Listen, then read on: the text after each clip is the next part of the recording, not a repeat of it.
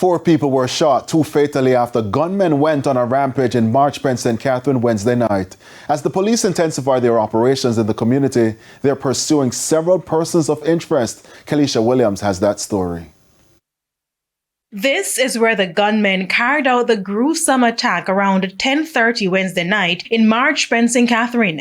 The police say a group of residents were in the area when gunmen approached them and started spraying them with bullets. 4 people were shot during the incident. They were transported to the hospital where one died while being treated, and later this morning another one succumbed to his injuries. The victims have been identified as 36-year-old Barton Stewart and 27-year-old Akeem Smith. Commanding officer for the St. Catherine North Police Division, SSP Hopton Nicholson, said police officers who were in the area at the time took quick action.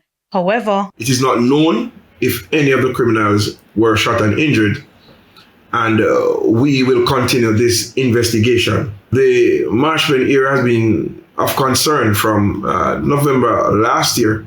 Intra and inter-gang feud has contributed to these 2 murders and the injury of the 2 individuals.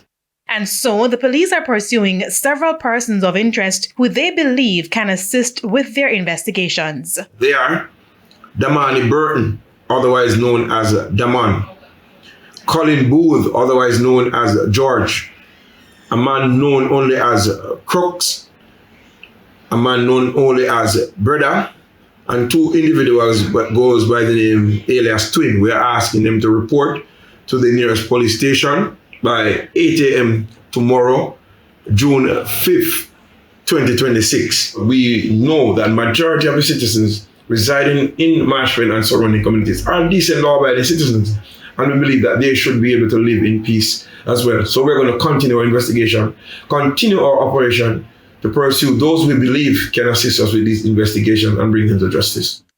Kalisha Williams, TVJ News.